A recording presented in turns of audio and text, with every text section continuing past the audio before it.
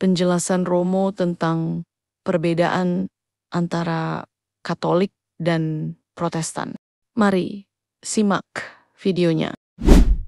Satu, seringkali pertanyaan mereka muncul karena ada perbedaan dalam prinsip ini. Orang Protestan mengatakan sumber atau dasar dari ajaran mereka hanya Alkitab. Hanya Alkitab. Bahasa kerennya sola scriptura. Tetapi gereja Katolik punya pendapat lain. Kitab suci penting sekali, tapi bukan segala-galanya. Mengapa bukan segala-galanya? Karena pernah ada dalam sejarah gereja, kitab suci tidak ada. Mulai Yesus wafat sampai tahun 60-an tidak ada Injil. Anda tahu kapan Injil ditulis? Setelah Yesus wafat, kapan Injil ditulis?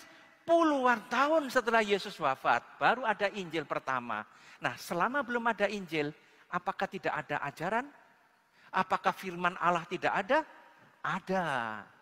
Belum ditulis. Nah, itulah yang diajarkan oleh gereja Katolik. Firman Allah tidak hanya terdapat dalam kitab suci, tetapi sebelum ditulis, firman Allah dihayati, diimani, diajarkan, dirayakan dalam ibadat. Firman Allah sebelum ada Injil tertulis tetap ada dalam gereja. Belum ada Injil Matius yang mengisahkan perjamuan terakhir Yesus. Belum ada kisah pada malam sebelum dia menderita sengsara, mengambil roti, mengucap syukur, dan belum ada. Tapi apakah itu tidak dilakukan oleh para rasul? Oh tidak, dilakukan tetapi belum ditulis. Maka kita tahu dari sejarah, para rasul merayakan Ekaristi dari rumah ke rumah. Jauh sebelum cerita tentang perjamuan terakhir dituliskan. Itulah namanya firman Tuhan yang belum tertulis, tetapi diimani, disimpan, dihayati, dirayakan, diajarkan. Itulah namanya tradisi. Maka gereja Katolik mengatakan kitab suci bukan segala-galanya. Itu perbedaannya. Maka orang Protestan kalau tidak ada ayat dalam Alkitab, berarti tidak benar. Selalu tanya, mana ayatnya? Nggak ada? Pasti salah. Mereka, bagi kita, hanya menerima Alkitab tetapi lupa sebelum ada Alkitab sudah ada yang namanya tradisi. Berikutnya, ini sudah saya terangkan, maka tidak perlu.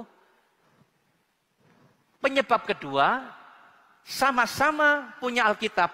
Kita beli dari orang Protestan Alkitab kita. Tetapi ada bagian yang khusus punya Katolik, namanya Deuterokanonika. Kita beli pada mereka, lalu kita pesan, tolong Deuterokanonika disisipkan. Makanya dalam Alkitab kita aneh.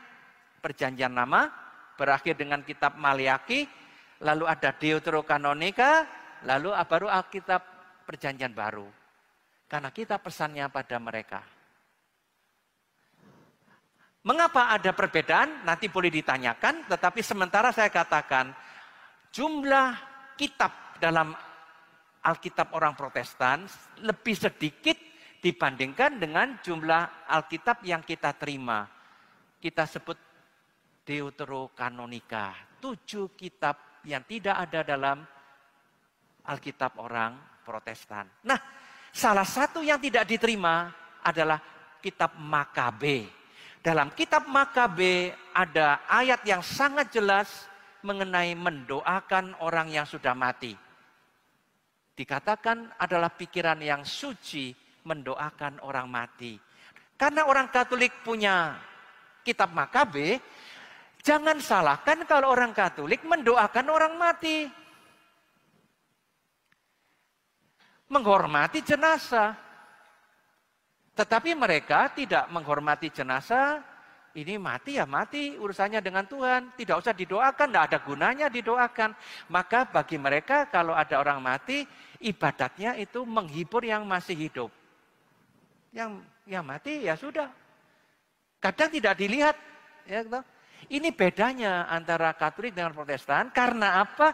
Karena mereka tidak mengakui kitab Makabe sebagai bagian dari Alkitab mereka.